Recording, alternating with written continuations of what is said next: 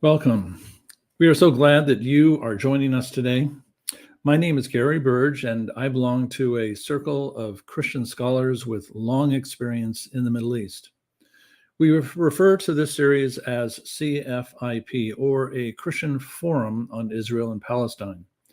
Each episode will host a guest with a profound personal or professional experience in this subject. Our hope is that these interviews will be fair, stimulating, and take us behind the curtain with respect to Israel-Palestine. These conversations will be live streamed on YouTube, and they will be permanently then archived there. If you subscribe to this YouTube channel, you will be notified when a new episode is coming. Each meeting will present our guests' views and then open to a wider conversation with our CFIP panel.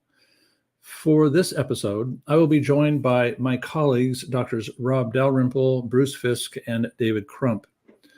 Two more, Michael Thompson and Ross Wagner, will not be with us today. Together, we will be talking to Munther Amira, a man who has just been released from an Israeli prison. But before we get there, let's talk about Israel and its military prisons. In recent weeks, major news outlets like CNN and the New York Times have been reporting on Israel's practice of capturing ordinary citizens in both the West Bank and in Gaza. They then subject them to shocking abuse. So far, over 4,000 Gazans and as many also in the West Bank have been seized by soldiers. Israeli whistleblowers in the prisons have now supplied us with photos and narratives that have stunned the world and questioned Israel's moral or immoral behavior. These detainees hear no charges. They see no courtroom and cannot receive aid from outside relief organizations. These whistleblowers have corroborated what we've learned from detainees who have been released. Israel will not permit observers to see inside these detention centers, but now these disclosures show the concealment of gross crimes that have shocked the world. Now, let's be clear. These men are not convicted criminals. They have been swept up off the street, especially in Gaza, stripped of their clothes, piled literally onto military trucks, and taken to military prisons by the thousands. Some refer to it as Israel's kidnapping spree run amok during the war. But we in the West never hear about it. But we are going to discuss this today. When we post this live stream on YouTube, we'll include links to a number of relevant articles so that you can learn more if you would like to follow further investigations. We're about to meet one of these men and hear his account firsthand, and we think you'll find it gripping and important. Our discussion host today is Dr. David Crump. David was a senior professor of New Testament at Calvin University in Michigan, and has written one of the most important volumes on Christian Zionism called Like Birds in a Cage, Christian Zionism's Collusion in Israel's Oppression of the Palestinian People. So David, welcome. Thank you for hosting today. Help us get to know our subject as well as Munther Amira. Yes, thank you, Gary, for that introduction. And thank you, Munther, for joining us today. It's good to see you and good to have you with us. Thank you. I know that you're a social worker, and I know that you describe yourself as a nonviolent activist. Maybe for the sake of our audience and your introduction, you can explain a little bit about what you mean when you call yourself a nonviolent activist and the kind of work that you do. Yes, Yani, from the beginning, thank you for giving us the floor to speak about our suffering, about maybe our dreams, our things that we are doing on the ground with the people. I would consider myself peace activist, nonviolent activist, human rights defender. All these are together here in the Palestinian land.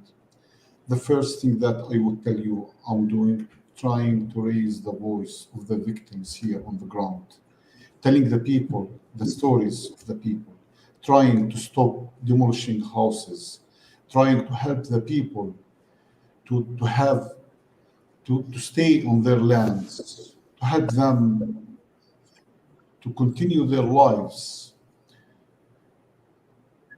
to do demonstrations against the occupation, to end this occupation and to live in peace, to raise the voice of the Palestinians that the people think that we want to throw the Jewish people into the sea. No, it's not the reality. We want to live in peace. This is what we want together, all together to live. This is the land for all the people, not just for Palestinians or for the Israelis. This is what we are trying to tell, to raise the voice of the normal people on the ground, what they want. They want to live in peace and dignity. This is what we meant by nonviolent activists, to end this conflict without killing people, without killing 40,000 people in Gaza. Yes, to demolish more than the half of the houses there in Gaza. Even we don't want any people to be killed on both sides, Israel and Palestine.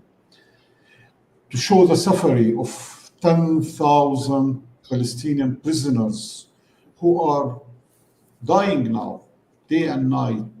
You could not. Sometimes I would tell you it's easy to be killed or to die. Maybe it's a weird thing, but it's very hard to die every day at the morning, at afternoon, at the night. You are waiting your death. It's horrible. You could not imagine how we are suffering as Palestinians, not just in Gaza.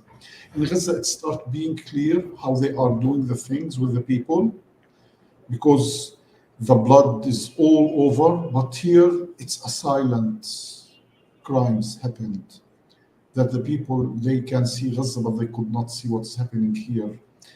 That we have more than the space of Gaza we lost in the West Bank. They are controlling it. Ben Gvir and Smotrich, this crazy government now, they confiscated the land. They threw the 25 Bedouin communities, Palestinian communities, since the 7th of October. They are out. Imagine that Ben Gvir is the one who is responsible to run the Israeli jails. We have 10,000 Palestinian prisoners, more than 6,500 of them, they are under administrative detention, which means that they are there without any kind of charges. They just collected us because we are trying to speak, we are trying to post on Facebook. I'm not a criminal. I didn't do anything even, serious to be in prison. I was just speaking. So even to speak, you will be in prison, and you will be tortured in a very aggressive way. I can tell you many stories. I can share with you many stories inside prison. So what I'm trying to do is, I want to raise the voice of these victims. Yeah.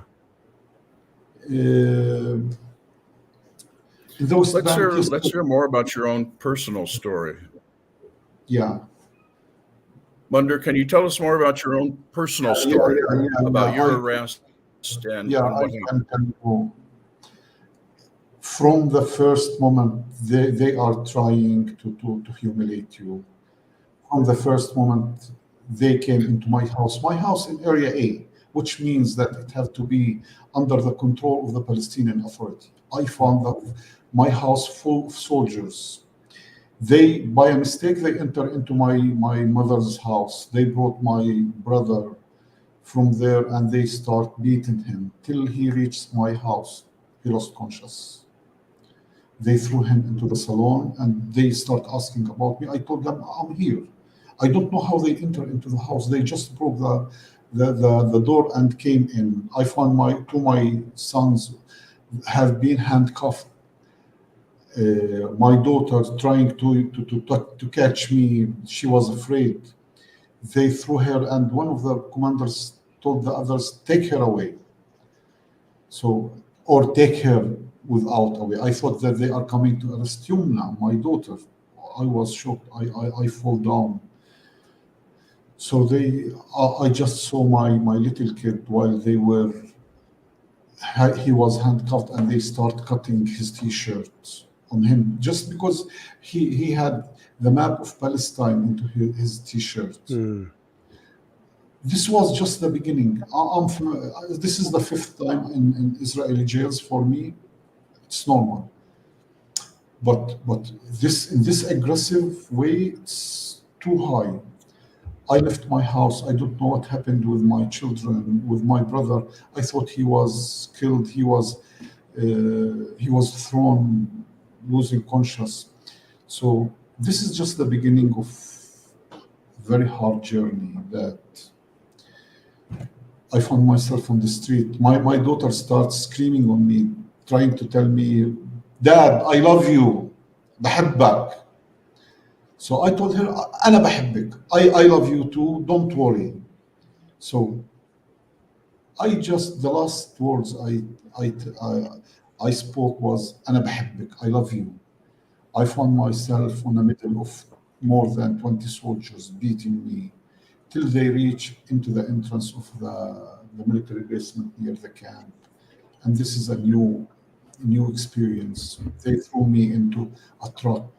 The only way for the soldiers to enter into this truck was my body. More than 10 soldiers went through my body to enter into this truck. I said, "Okay, we will be in prison, and I have to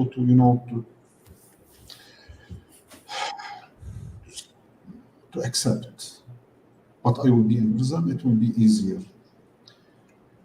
12 hours I was handcuffed from one military basement to another, doing plays on me that they were telling me, "We will send you to Gaza."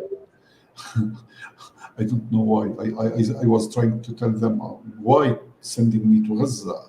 I start drawing, image how I will be in Gaza and how they will kill me there. At the end, I found myself in a military basement called Asyon, which contains small prison. They enter me inside this prison, this military basement, into an office. Until I reach this office, I have to walk on my legs and hands, and my face have to be on the ground always, beating you till you reach this office. And they ask me to take off my clothes. So usually they are doing it to do the security check, but you will leave your underwear there. So they asked me to take my underwear. I refuse.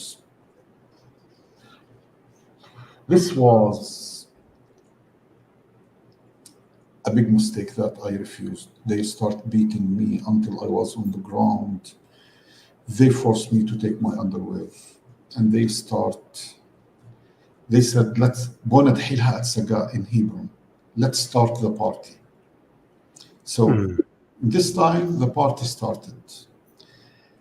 When they kicked 2 soldiers, I was thrown on the ground. 2 soldiers catch me and force me to stand up. Touching you, one of the worst things that you would experience. It is like I didn't know before what is the meaning of sexual harassment or sexual. I don't know what we would call it, but touching you was a very hard thing. They forced me to stand up, and they start asking me to stand, to raise my leg and to raise my hands and to go down, up. Through this thing, they start checking me with a device called magnometer. It's a very long one.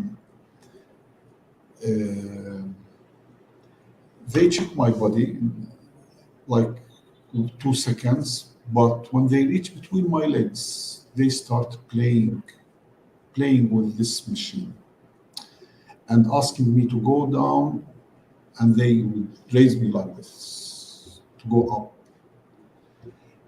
It was hard. My dream was to end this. Take me out, beating me as much as you want, but please, just give me back my clothes. This is the only thing that I want, to have my clothes back and do whatever you want. Handcuff me again. Even I was trying to find my hands after 12 hours. handcuffed with a plastic thing. So it was very hard, plastic handcuffs. It's worse than the iron ones. So I just want to find my hands. I want to have my clothes and again to go to the cell. They took me to my cell, which was my dream. I thought it is like before. To find a place full of people, how to have the food like animals. The only word that they used to use, حيوانات, animals. We are animals. Dealing with us like animals. So I spent there 3 days eating like the animals, moving like the animals, on four, in your hands and in your feet, till I reach us Offer prison. And it's the same. You have to enter into this prison, taking your clothes again. They took it. But this time I agree. I don't want to pass this experience again. I thought that, yes, خلاص, just check. And they did it again. You have to go up, down, searching with the magnetometer, humiliating you. Yalla, yalla, yalla.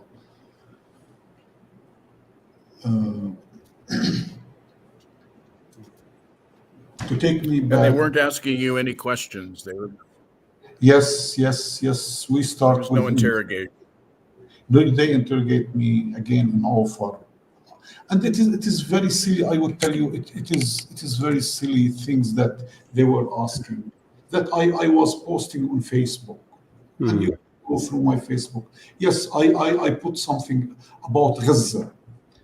The things was about children, our children in Gaza, how they are killed, and one of the posts that they were asking me about, يا مجانين غزة تعلمونا, the crazy people of Gaza, please teach us how you can continue your life under this aggression. And I put pictures of children who were dancing, not people who are killing, dancing, singing. I thought that these are the real crazy people who are doing this under this aggression and surrounded by this death. At the end, they told me, Mabruk, congratulations, that you will stay with us here as administrative detention prisoner. So I said, okay. I knew before, since I started being a nonviolent activist, they don't want us here. They are attacking us more than the military people, because they knew that we are going in the right way. We are doing it in a right way. We want to be the people from all over to listen, to know, to experience. The Palestinian people are not killers. We are not terrorists. We are fighting for life, not for death.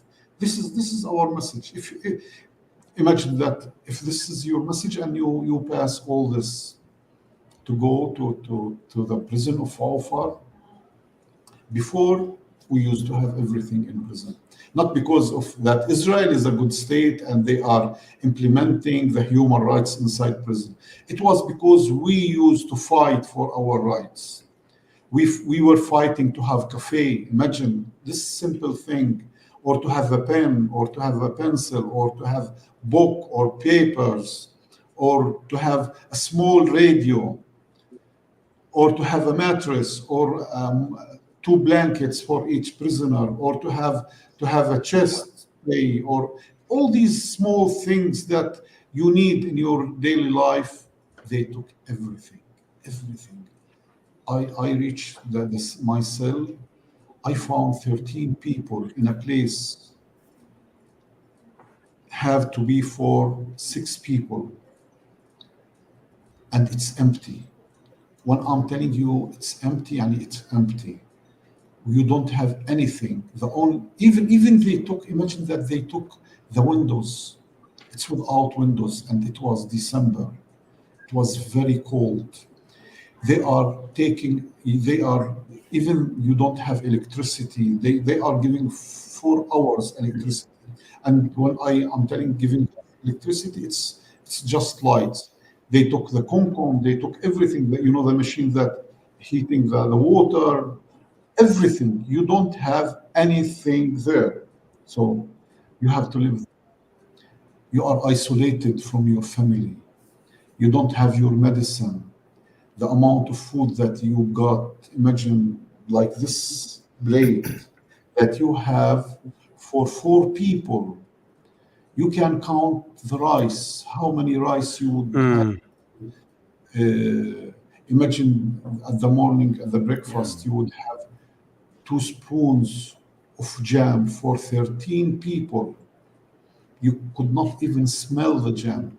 You don't have salt with your food. You don't have any kind of sugar, just the jam that you have. You have nothing at all.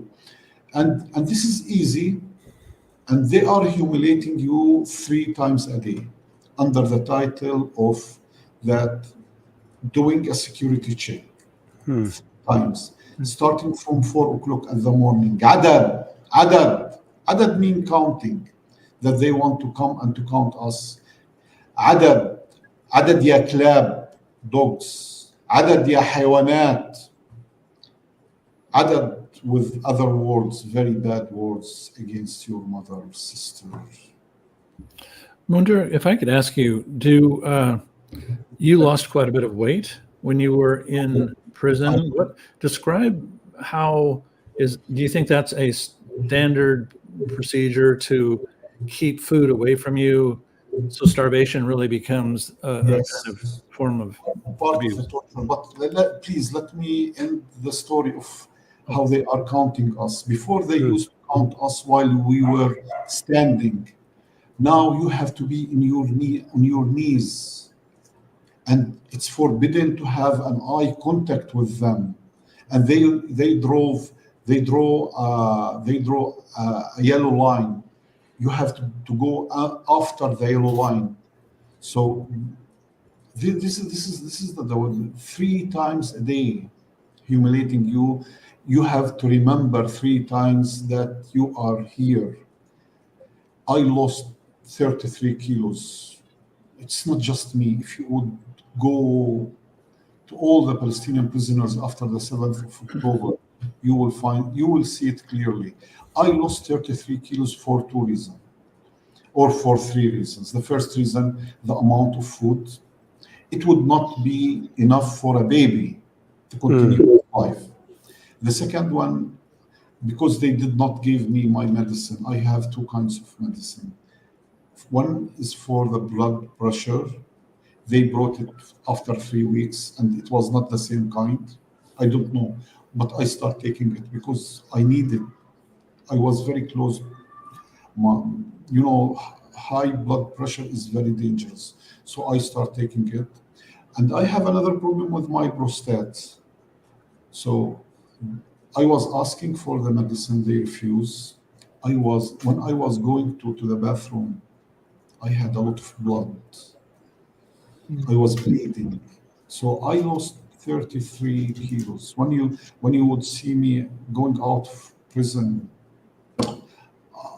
and we don't have even mirror to see ourselves. Imagine, I was shocked when I saw myself there. So yes, I lost. The third part, it is not the food and not the medicine. We were isolated. I didn't know anything about my family. So a lot of thoughts in your mind. I was very close to lose my mind thinking about Joanne, my little granddaughter. The devil came into your mind, start giving you black thoughts that she fall down, or about your wife, she's sick, or about your son, he's in prison, and start working. I think he's working with occupation, trying to broke you, and you don't have answers for all these things. Even your dreams, you don't have dreams there. Only bad things. And You have to deal with it. Till now, I'm thinking how I did it. I don't know, but I did it. I tried my best. I have to be strong for my people, for my family. But always you have this bad thoughts about your family, and you don't have answer till maybe after 1.5 months. I had a visit from my lawyer. The first question I asked him, "How is Joanne? Please, please tell me how is Joanne. I don't want to know anything." And I fall down when I hear that she's okay. She was okay. This is how they are dealing. Even if you imagine that, I would share with you a story of a young people in the section that I was living in. They took a decision to suicide. In our culture, it's very bad thing, but they have no choice. They lost their minds and they decide that they want to kill themselves, to suicide.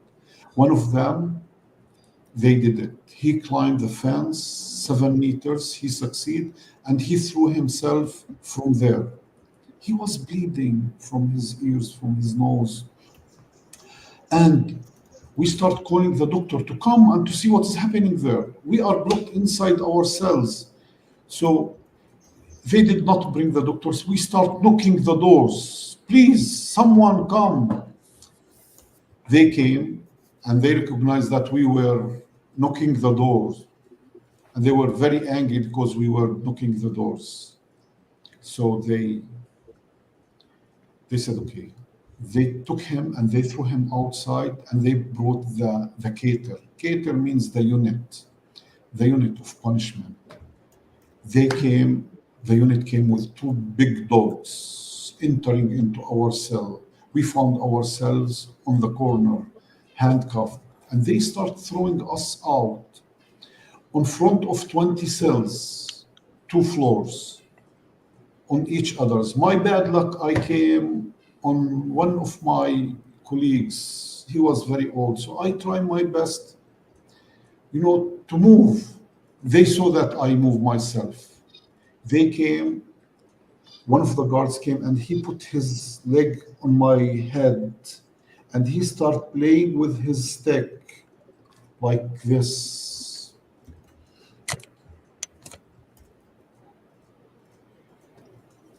You know, playing on my back with the stick until he reached between my legs and he started playing with the stick like this.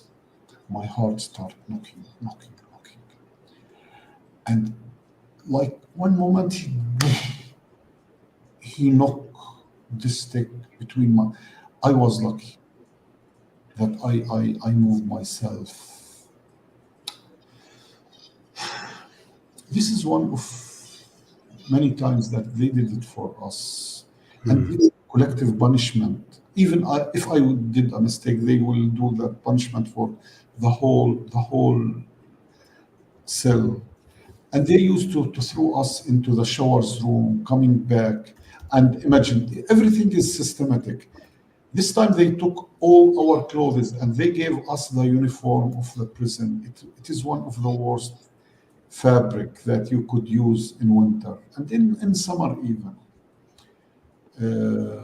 You will be wet. You have just one uniform. You don't have two. You have to wait until you will be dry.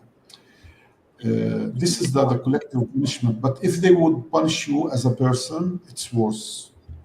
They used to take us if you do a mistake, like asking for your medicine, and it's for anything, any demand, you will be punished. They will take you to the makhlul. They call it al makhlul, the center of prison.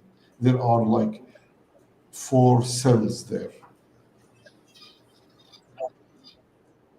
And they will be handcuffed on your back like this from 6 a.m. till 10 p.m.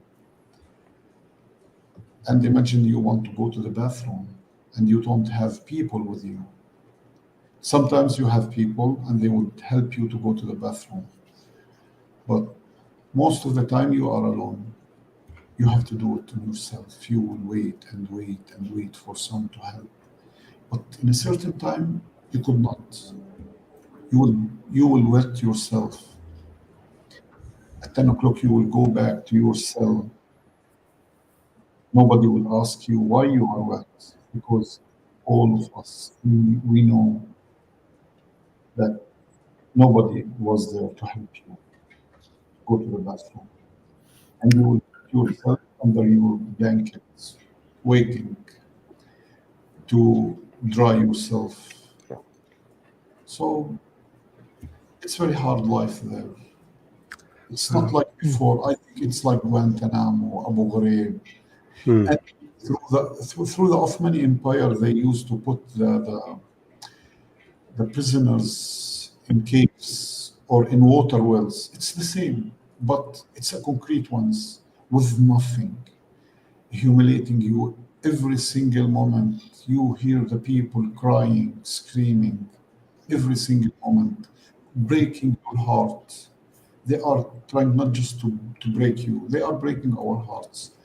That you could not do anything, even asking for your rights. Simple thing, the amount of food. If you would ask, you will be punished. If you ask what happened with the war in Gaza, you will be punished. If you would ask if I can have a lawyer visit, you will be punished. If you ask for water, you will be punished. If you ask for the electricity, because it's dark, even in the daylight, for electricity, you will be punished.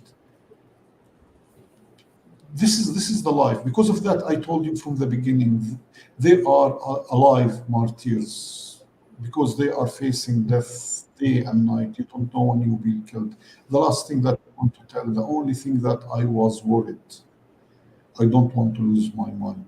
I was trying, I would accept to be killed, but I could not accept to be crazy. Just before 2 days, Muazzez Abayat, he's from Bethlehem. Yeah. He was out of prison. He lost his mind. Yeah. Totally. I was with him yesterday. I went to visit him in the hospital. He was speaking things out of the circle. Wonder when these we of course know that men like yourself are taken into these camps. Are women ever taken to camps as well? Women, Palestinian Are women. women ever, Palestinian women ever taken off to detention? Yeah. Ahd al-Tamimi, one of these women that she's not a woman even. She's a kid. She's a small child. She faced like 2 months. She refused to speak to the media, but I was with her. I heard very hard stories, more than us. They put her with criminals, other women, with drugs, with rapes, many things. They were trying. She could not even sleep.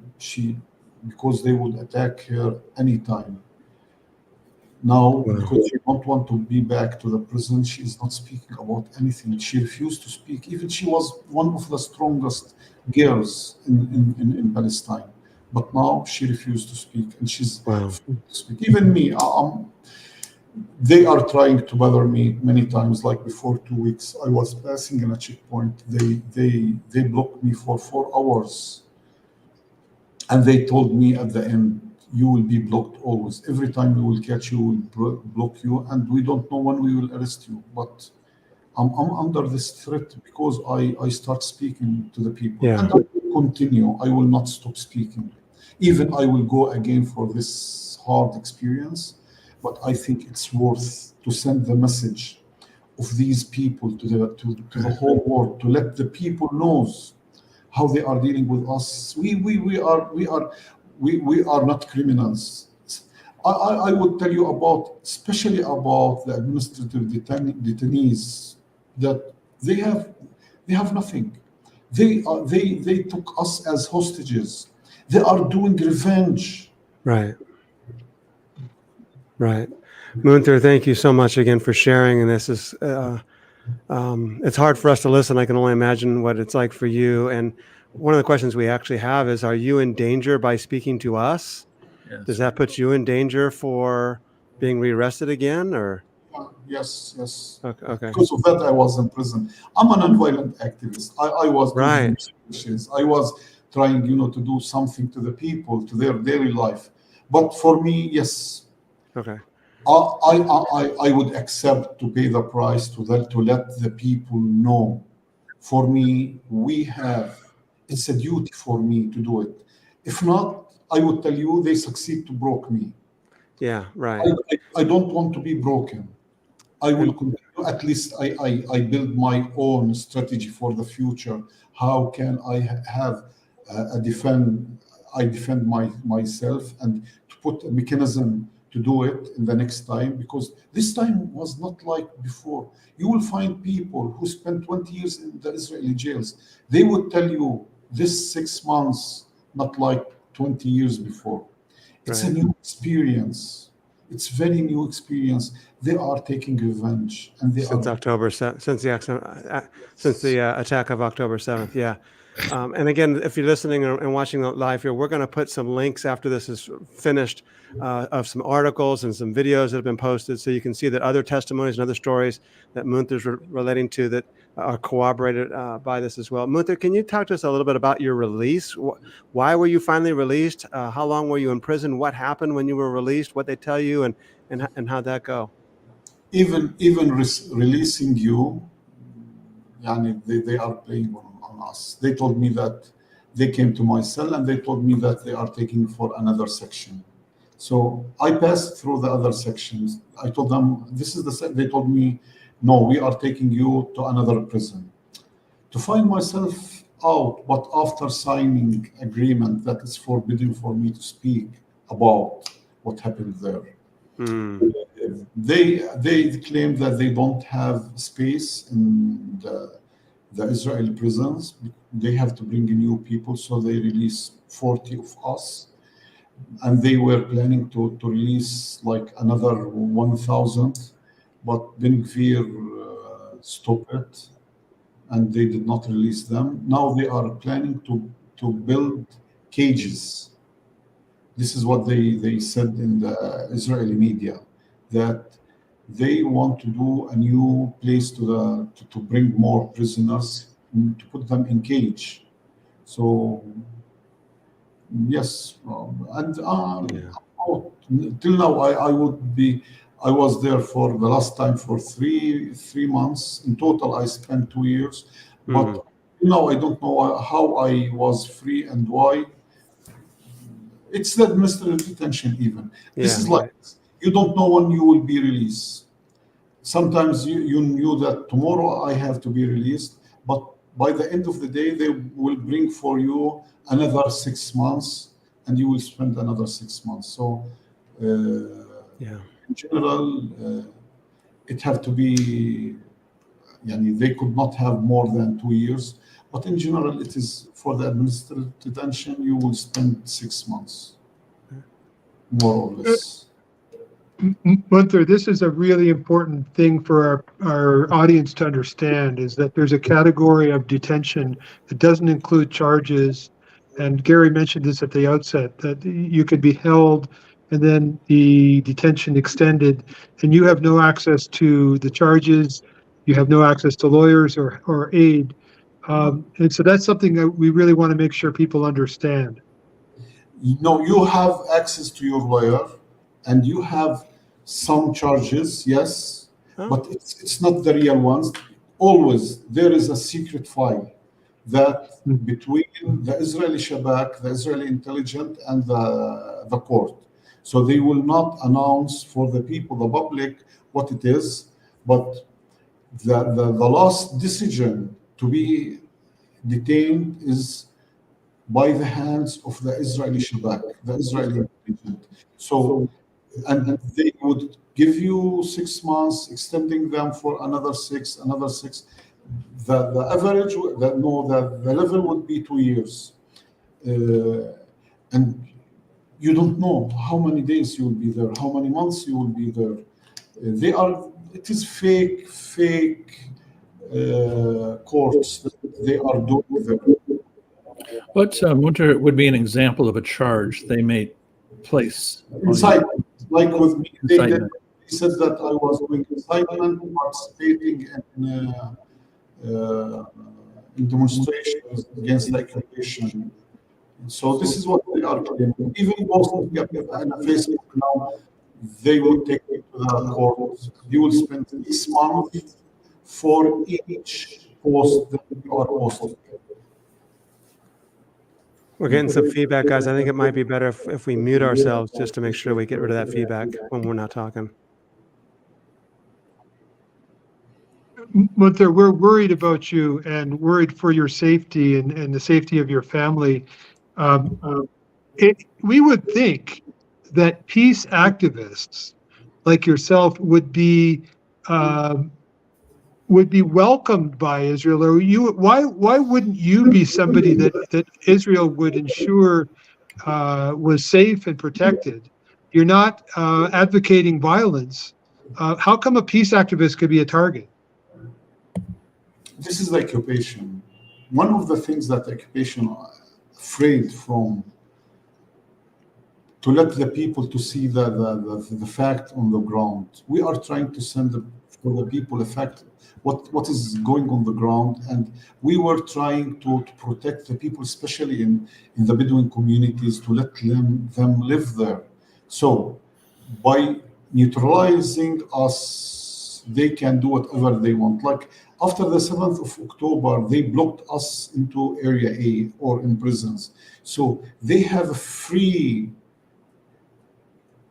things to do. They free the settlers' hands to control more land. Because of that, they succeed to empty 25 Bedouin communities. So they have more land. And for us, it's forbidden to speak to the people. You will not find more demonstrations in the nonviolent demonstrations in the West Bank since more than 6 months or 10 months. You don't. If you would search for someone to speak about the experience in the Israeli jails, you will not find many people they are willing to speak because they are afraid. I'm afraid, but I have a duty to do it. But the others, they are afraid to do it. So they are trying to shut our mouths and to let us live as slaves. They don't want us to raise our voices. And they knew that we succeed to change all over. And you can see it clearly in the US now, a lot of young people, they don't want us to use our minds. Before, if you would tell the Palestinian people that we will meet a Jewish group, they will say, what, you are? No, you will find a lot of Jewish people now standing with our rights because we hosted them before here. I used to do tours in the camp here, telling them about our stories. Yes, we have the Jewish voice, or a lot of people that we, as non-violent activists, we convince our people that they are like us and they are willing to help us to live free. So yes, they are afraid from our sound. They want just the sound of bombs or weapons. They don't want to hear the voice of the normal people that they want to live in peace. So yes, for them, I think we are dangerous. Munther, one of the things that we heard, and again, what we hear might not be fully correct, but is that Hamas said that their attack was for a number of reasons, and one of the reasons was because of the number of people that are detained in Israeli prisons. And they're saying, we're taking hostages because we want this prisoner swap. From your understanding, what caused, why did Hamas attack? What was going on there? What was the cause of that? What do you understand about that? I would tell you, it's not. Yes, it's one of the reasons that after Oslo agreement, the Israeli government have to release the prisoners. That the prisons have to be empty. Because of that, we signed Oslo agreement to live free and to have our prisoners back. But we didn't. But I think that what happened, it was because of what Israel is doing, like blocking Gaza. Gaza was under the siege since 17 years. The people don't have water, don't have electricity. They don't have even more hospitals. The poverty is very high. And it's not just in Gaza. The division, even here in the West Bank, the division between Gaza and the West Bank, they weakened the Palestinian Authority in Gaza before, and it was the Israeli occupation. All these things brought us to 7th of October. If Israel would give the Palestinian people their rights, and if they would give us the ability to do a democratic elections again in Gaza and in the West Bank, I think we would have a leadership which can take the responsibility to continue. I will not say that I want the 7th of October to happen again. I want to live in peace. As I told you, I don't want more people to be killed, not in our side and not in their side. But the reason behind the 7th of October is not the Palestinians. It is the Israeli aggression. And even the one who put Hamas in power there was the occupation. Even when they withdrew in Gaza, they did not brought the Palestinian Authority to tell them that we will withdraw from Gaza. They just took a decision and they withdraw from Gaza, and they let Gaza alone. So I would tell you the reason behind this is the occupation. The problem is the occupation. If we wouldn't have the occupation, we would not have the 7th of October. Right. Yeah. So I think as these reports are coming out, New York Times, BBC, CNN, reports of abuse in Israeli prisons, we're hearing official responses from the Israeli government or from the IDF that these are isolated events. These are bad apples. These are individual guards that are abusing the system, and the system itself is fine. So are you seeing this as something isolated or something systemic in the system? No. It's something systematic because they have cameras all over. You can see the cameras there. Bringing the dogs is a systematic. Taking our clothes is systematic. Taking the cafe. We don't have cafe in prison. They used to come with the cafe just to let us smell the cafe. Taking the cigarettes, taking the food, the amount of food, gathering the prisoners and beating them, and they would call it hafla, a party. No. It is a systematic thing and I have faced this because the BBC, they did with me an interview, and they tried to interview the people from Israel, from the department which is responsible on Israel prisons. They said that he's a liar. I told them, let's go to have cameras when they beaten us in front of the 20 cells. Let's open cameras, and if I'm lying, take me to the prison again. They did not respond. It's a systematic one. Ibn Gvir is the responsible on these prisons. Everything would happen, and they usually told us after the 7th of October, not like before, and that these prisons are run by the army now. So we will do whatever the army asked us. It is not a life. It's death. It's devil.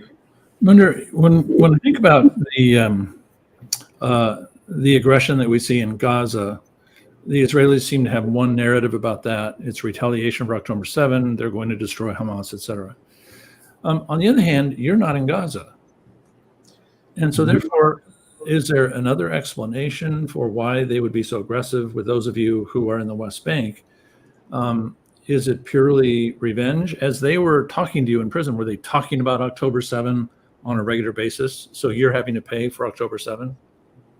They would, there is a say in Hebrew, the good Palestinian is the dead one. So since we are alive, we are the same. They are dealing with us the same. Even now, if you would hear the Israeli leaders, we don't want to have Fathistan instead of Hamasistan. Fatah is your partner on the ground, having peace. So even your partner, you don't want him to be there.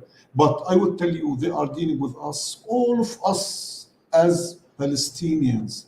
So they are taking revenge from us because we are Palestinians. You will find people in Gaza, their relatives here, their families here, or people from here, their families in Gaza. We are Palestinians. This is what they are trying to do, to separate between us. Gaza is Gaza, and here the West Bank.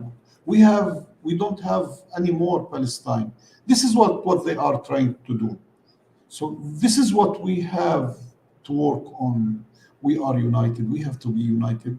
One of our biggest mistakes that we are divided now between Fatah and Hamas. But even the people in the US or in Belgium or in France, they are standing against this genocide happening in Gaza. But I would tell you again, we have another kind of genocide here. Since the beginning of the 7th of October, we have more than 700 people have been killed in the West Bank. If you would go to Nur Shams refugee camp, it's destroyed. It's in the West Bank. If you would go to Jenin camp, it's the same. If you would go to Bethlehem, since the 7th of October, the people are not working. The economical situation is very hard. They are putting the people in the corner. I'm afraid that we will have another cycle of violence here in the West Bank that we don't want to have. But I would tell you, the one who's behind all of this, I'm so sorry, is the US government. We have to see a change there. We saw the change with young people in the US, but I think we have to see a change in the political level to tell. We don't want anyone to fight Israel. Just to tell them stop killing the people. Yep. David?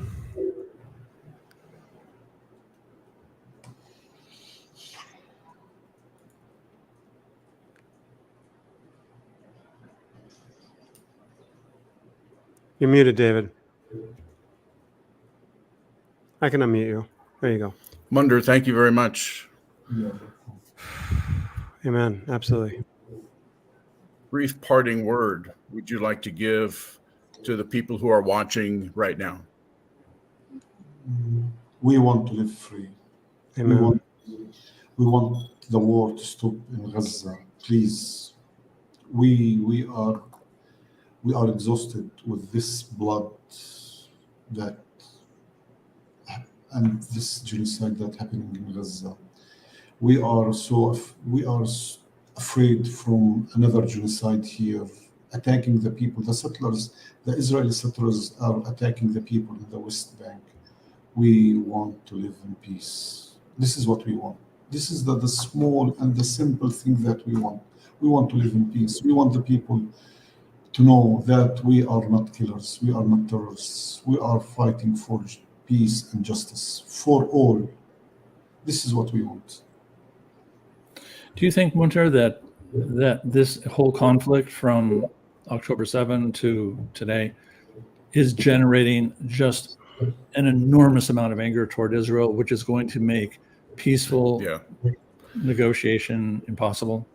Thank you for your time with us. Again, I didn't hear well. Go ahead, Gary. Say it again, Gary. Yeah. So, Munther, what I'm asking is, the current conflict since October, rather than pacifying the Palestinians, has it not created an enormous anger now, which has never been there before, and that anger is going to make peaceful reconciliation impossible? Maybe. I don't know, but it is like a spark. Maybe, yes, we would go to have peace here, but it is like a spark would make it, or to go for a new cycle of violence, or to, if we would feel that the people are with us, we can do it. But this is what we want. We want the people to stand together, to go for a new opportunity to have peace on the ground. Not here and in Gaza. We will not separate between here and Gaza. We will not be in peace alone here. We don't want to live in peace alone. We want to live in peace all together, as I told you. West Bank, all over.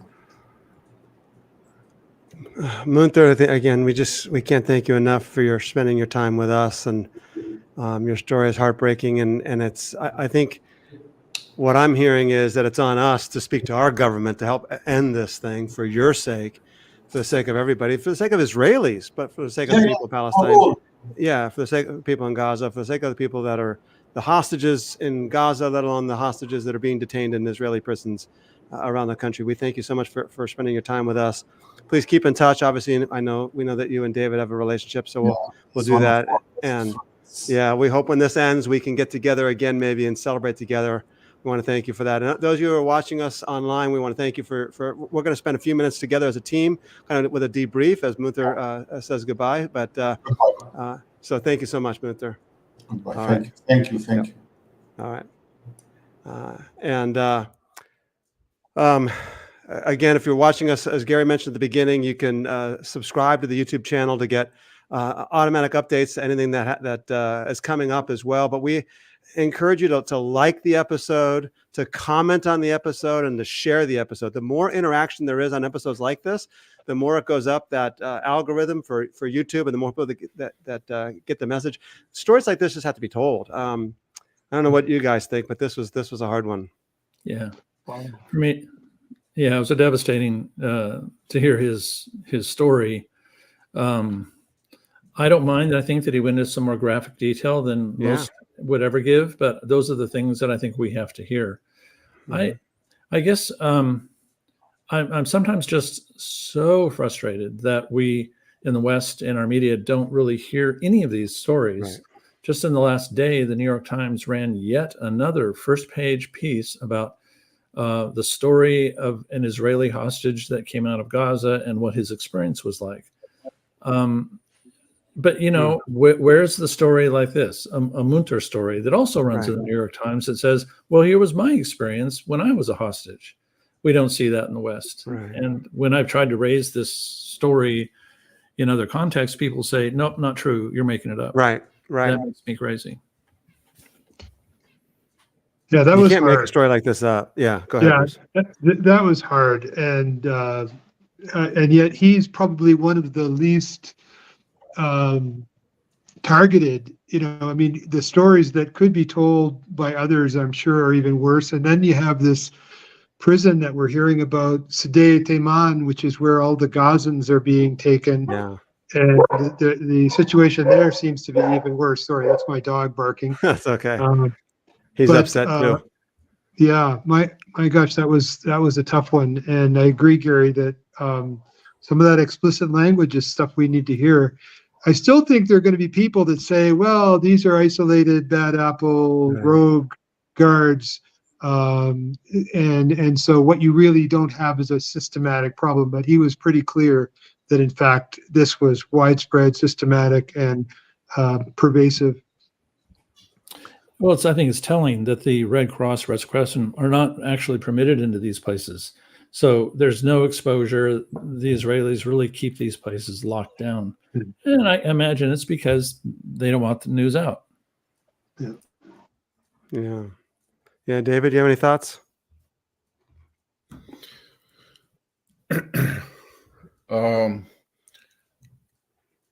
Well, I was getting a lot of glitches in the feed. I hope that was just for me and not for everyone. I hope that doesn't interrupt his ability to be heard or understood, or for people to grasp we didn't get any what it is he's glitches on our trying end to that I talk know about. of. I don't know if that'll go through in the conversation. Yeah. You didn't? Oh, wonderful. Yeah.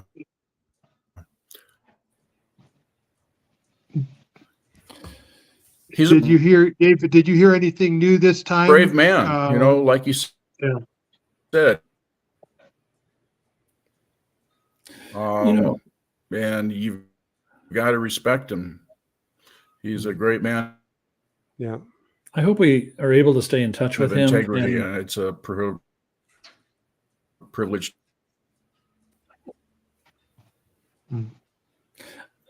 I would imagine there's some real likelihood that he's going to get picked up again if he keeps doing things like this. Yeah. This isn't his first interview.